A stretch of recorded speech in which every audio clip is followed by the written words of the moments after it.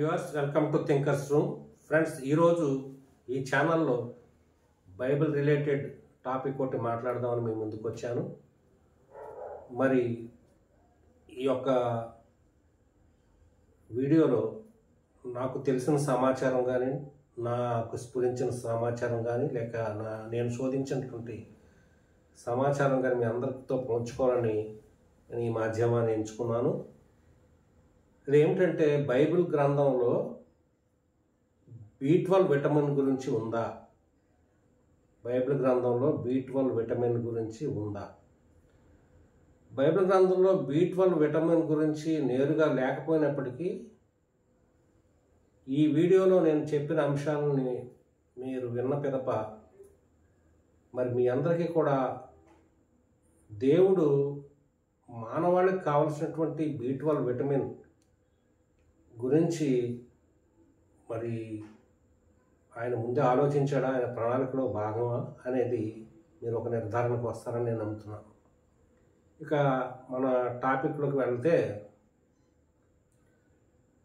ఈ యొక్క బైబిల్ గ్రంథంలో ఓల్డ్ టెస్ట్మెంట్లో మరి మోజెస్ ద్వారా అప్పటి ఇశ్రాయేల్ ప్రజలందరికీ కూడా కొన్ని ఆహార నియమాలు మరి సూచించాడు దేవుడు. అవి ఏంటంటే, ఇప్పుడు మనం చూస్తున్నాము లేవియాకాండం 11వ అధ్యాయంలో కానీ, లేదా ద్వితీయోపదేశకాండం 14వ అధ్యాయంలో కానీ మనం చూసినట్లయితే ఇవి మనకు కనపడతాయి.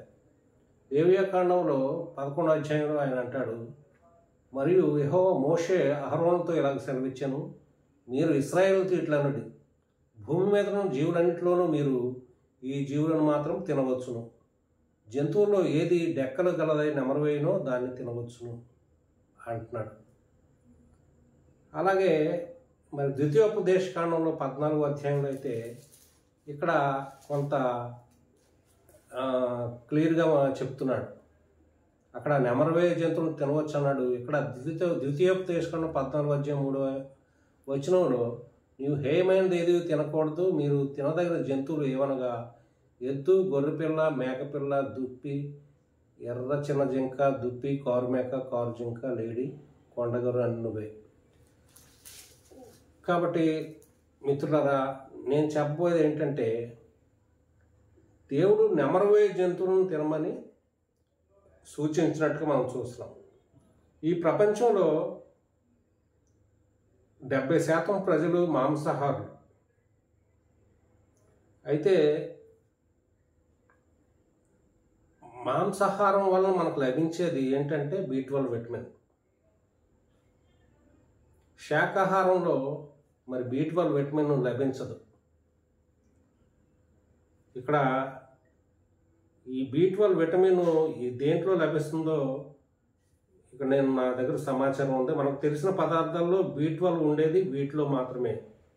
అన్ని విలువలు 100 గ్రాముల ఆహారానికి మైక్రోగ్రాముల్లో.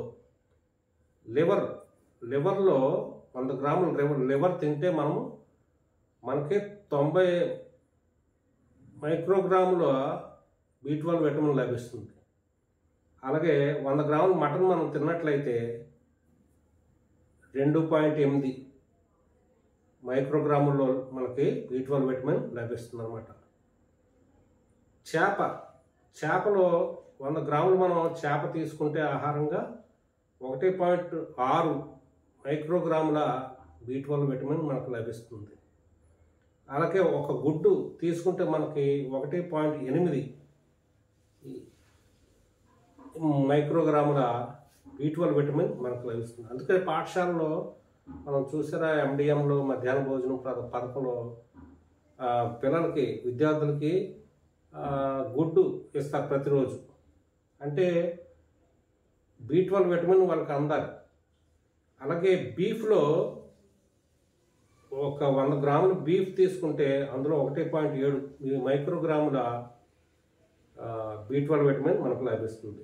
చికెన్లో 100 గ్రాముల చికెన్లో 0.3 మైక్రోగ్రాముల B12 విటమిన్ లభిస్తుంది. అలాగే పాలు మనము తీసుకుంటే 100 గ్రాముల మనకి 0.14 B12 విటమిన్ లభిస్తుంది. మనం రోజువారీ తీసుకోవాల్సిన B12 విటమిన్ ఎంత అంటే ప్రతి మనిషి కూడా, స్త్రీలు కానీ పురుషులు కానీ 1.2 మైక్రోగ్రాములు తప్పనిసరిగా మనము తీసుకోవాలి. ఇది మనకు తెలిసిన ఏ మొక్కలోనూ B12 విటమిన్ లభించదని మనకి కమ్యూనిటీ మెడిసిన్ డాక్టర్ ఒక ఆవిడ శిల్పియా కర్బగం అనే ఆవిడ తెలియజేస్తున్నారు. కాబట్టి ఈ B12 విటమిన్ మానవాళికి చాలా ముఖ్యం. ఇది ఏ మొక్కలోనూ లభించదు. శాకాహారులు అందుకునే B12 విటమిన్ లోపం ఎక్కువగా ఉంటుందన్నమాట.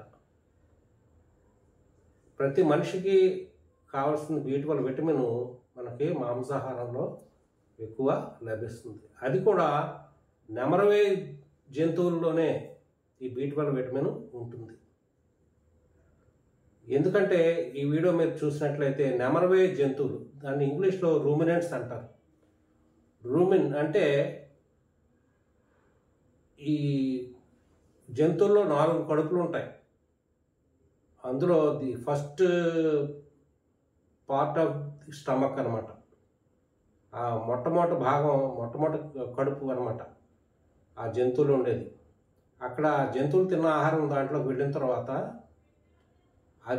ఆ జంతువు ఏం చేస్తుందంటే కొద్దిసేపటి తర్వాత మళ్ళీ ఆహారాన్ని నోట్లోకి తెచ్చుకుని నెమరు వేస్తూ ఉంటుంది. జంతువులు మరి మనకందరికీ తెలుసు, పచ్చిక తింటాయి. మరి అక్కడ ఉన్నటువంటి ఆ సెలయల్లో నీళ్లు కానీ, ఆ కాలంలో నీళ్లు కానీ, వాగుల్లో నీళ్లు కానీ తాగుతూ ఉంటాయి. ఎప్పుడైతే ఈ పచ్చిగా ఈ జంతువులు తింటాయో ఆ భూమి మీద ఉన్నటువంటి, భూమి ఉపరితలం మీద ఉన్నటువంటి కోబాల్ట్ అనేటువంటి ఒక ధాతువు, ఒక లోహము వాటి పచ్చికతో పాటు అవి వాటి ఆహారంగా తీసుకుంటాయి. ఈ కోబాల్ట్ అనే ధాతువు లేదా లోహము ఎప్పుడైతే వాటి కడుపులోకి వెళ్ళిందో అది నెమరు వేసేటప్పుడు ఏమవుతుందంటే B12 విటమిన్ పుష్కలంగా తయారవుతాయి. వీటిని మనం ఎమినో యాసిడ్స్ అంటాం. ఈ యొక్క amino acids B12 vitamin E నెమరు వేసే ప్రక్రియలో ఈ కోబాల్ట్ అనేటువంటి భూమి ఉపరితలం మీద దొరికేటువంటి కోబాల్ట్ అనే ఆహారం ఈ పచ్చిక ద్వారా కానీ, రాళ్ళ ద్వారా కానీ అవి వెళ్ళినప్పుడు, వాటి కడుపులోకి వెళ్ళినప్పుడు ఈ నెమరు వేసే ప్రక్రియ ద్వారా B12 విటమిన్ ఆ జంతువుల యొక్క కడుపులో తయారవుతూ ఉంటుంది. అందుకే నెమరు వేసే జంతువుల్లో పుష్కలంగా ఈ యొక్క B12 విటమిన్ మనకి లభిస్తుంది అన్నమాట. ఇది ఏ మొక్కలో లభించదు. కేవలం మాంసాహారులకు మాత్రమే B12 విటమిన్ పుష్కలంగా లభించే అవకాశం ఉంటుంది. కాబట్టి ఈ యొక్క రూమినెంట్స్, ఈ ఏదైతే నెమరవే జంతువులు ఉన్నాయో ఇవి 3 రకాలు. ఏమిటంటే బొవైన్ మొదటిది బొవైన్, రెండోది ఓవైన్, మూడవది కార్పైన్. బొవైన్ అంటే ఆవు, ఎద్దు మొదలైనవి. ఇక ఓవైన్ అంటే గొర్రె పొట్టేలు మొదలైనటువంటి ఓవైన్ జాతి. ఇవన్నీ క్షీరదాలు. అయితే క్షీరదాల్లో మనకు చూసినట్లయితే ఆవు, గేదె యొక్క పాలు మనము తీసుకుంటాం మనుషులు. అయితే గొర్రె క్షీరమైనప్పటికీ దాని పాలు మనం తీసుకోం. అలాగే మేక పాలు, మేక, జింక ఇవి కార్బైన్ జాతికి చెందినవి. అయితే బొవెను, ఓవైను, కార్పైను ఈ 3గా వర్గీకరించారు ఈ రూమినెంట్స్ని. అయితే ఈ 3 కూడా నెమరవే జంతువులు. ఈ 3 కూడా మనము మనం మాంసాహారంగా మనం తీసుకున్నట్లయితే ఆ యొక్క B12 విటమిన్ మనకి పుష్కలంగా లభిస్తుంది అన్నమాట. అయితే మనిషికి B12 విటమిన్ ఎందుకు అవసరం అంటే B12 విటమిన్ తప్పనిసరిగా ప్రతి మనిషికి అవసరం. అది మనిషి యొక్క రక్తహీనతను నివారిస్తుంది, మనిషిని మంచి బలంగా ఉంచుతుందన్నమాట. కాబట్టి శక్తివంతంగా చేసేటువంటి ఈ యొక్క B12 విటమిన్ యొక్క అవసరతను దేవుడు ముందే గుర్తించి తన యొక్క భక్తుడైన మోజెస్ ద్వారా అప్పటి ప్రజలు ఇశ్రాయేలీయులందరికీ కూడా మీరు ఏమి తినాలో ఏమి తినకూడదో సూచించాడు. ఇంకా ఇక్కడ ఏమంటాడంటే కుందేలు నెమరవేయను కానీ దానికి 2 రెక్కలు లేవు కనుక అది మీకు అపవిత్రము. పంది విడిగా నుండి 2 రెక్కలు కలదు కానీ అది నెమరవేయదు కనుక అది మీకు అపవిత్రం. వాటి మాంసం మీరు తినకూడదు. కాబట్టి పొట్టి కుందేలు నెమరవేయను కానీ దానికి 2 రెక్కలు లేవు కనుక అది మీకు అపవిత్రం. కాబట్టి ఏదైతే మరి 2 రెక్కలు ఉంటాయో వాటికి మరి నెమరు వేసేటువంటి గుణమున్నటువంటి ఆ యొక్క రూమినెంట్స్ని మనము తినవచ్చు అని దేవుడు నిర్దేశించాడు. కాబట్టి మనకి దేవుడు ఏం చెప్పాడంటే మానవాళి యొక్క అవసరార్థం ఏదైతే మరి వారు శక్తిమంతులుగా ఉండటానికి మరి ఫిజికల్గా దేవుడు ముందే గుర్తించి ఆ యొక్క వారికి దిశానిర్దేశం చేశాడు. కాబట్టి మిత్రులారా, ఈ అంశం మీకు నచ్చినట్లయితే మీరు అందరూ కూడా నా యొక్క వీడియోని లైక్ చేయండి, షేర్ చేయండి, మరి కామెంట్ పెట్టండి. Thanks for watching this video.